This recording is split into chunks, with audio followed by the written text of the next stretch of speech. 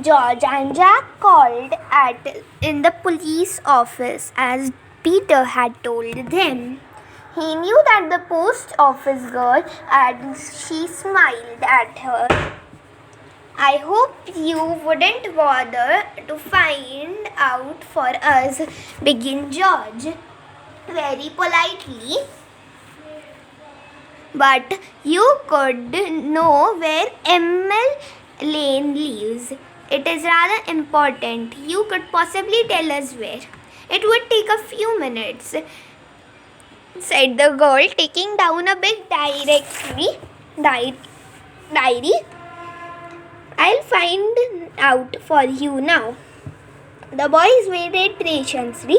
The girl turned over the pages, running from her finger, and the list of names. Yes, there is Emma Lane. Mr. Emma Lane. Coucher Street, there must be one you want. It is only Emma Lane there is.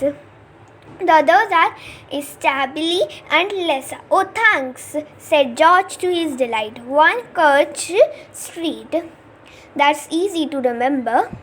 We'll go and tell Peter after dinner, said Jack, and perhaps they all got to find exactly where Emma Lane is and what does she. So, after dinner, they all round Peter's house, and Janet listened with great interest to the bit of the news. We will go straight away to Emma Lane's and see if we could find anything at there, said Peter, smiling.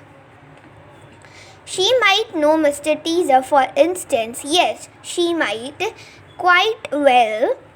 Tell us where about the awful uncle of Jed's, said George. Shall we get the others and go to? No, said Peter. It might be a particular of 7 of us arriving and talking at Emma. They all set off for the crowd street. Number 1 was a dear little house, neat and pretty, with tiny, well-kept front garden. The 4 children stopped outside, and a debate was held who was going to ring the doorbell and what to say. You go, Peter, said George. We will be a bit to the post office. I wouldn't say what, said Emma Ellen. All right, Janet said. I will go, said Peter, and he and his sister walked up the little path and the neat front door and rang the bell. A small girl opened the door and startled to see them. She didn't say a word. Could you tell where Mr. Emma Lane is in? Said Peter politely. Who is she? Asked the little girl. I have never heard of Emma Lane. The most surprising was this. Peter was puzzled, but the post office said that she lives here. She said, Isn't there Emma Lane? What about your mother?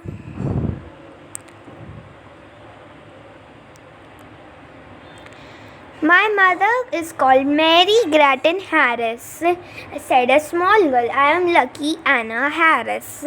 And the voice called up the hall passage. Who is it, Lucy? I don't know, called back Lucy. Just 2 children asking for someone which doesn't live here. A lady came up the passage, her hands covered in flour, and she smiled at Peter and Janet. I am making cakes, she said. Now, who is it and what do you want? They want an Emma Lane, she said, girl, laughing. But she doesn't live here, doesn't she, mother? Why she your grandmother, you silly child, said the lady. Lucy stared at her mother in surprise. I never knew Granny's name was Emma, she said. I never heard of anyone called Emma Lane. You call her mother and I can call her Granny. Well, she has got a name all the same, said the lady. She turned to Peter and Janet, and the old lady doesn't live here now, she said. She went away 3 months ago to the sea, and we have got her house instead. Did you want to speak her? No. Well, yes. It doesn't matter. Feeling rather muddled. Thank you very much. I am sorry to bother you making your middle cake. He and Janet went down the path, and what a silly girl not to know about her grandmother's name, she said. Janet, well, you would know the names of grannies, said Peter. They all have surnames, but I don't know the Christian names either of our grannies. I would never heard to call them by a name, except we call them grannies, mummy or daddy, or call up mother. Do you suppose the little girl's granny has been anything to do with Mr. Tizzer's plan? Asked Janet. And Peter shook his head. No, she's an old lady. She must be nice if she has lived here in the dear little house. And anyways, she's not there. She is not Emma Lane. We want, and yay, the post office knew everything. They all walked in silence. Peter sighed. Well, we better tell Mummy and Daddy, Janet. It is too much muddled and difficult this time. There is not anything we can do. Unveiled a red pillow, MKX. It's just silly.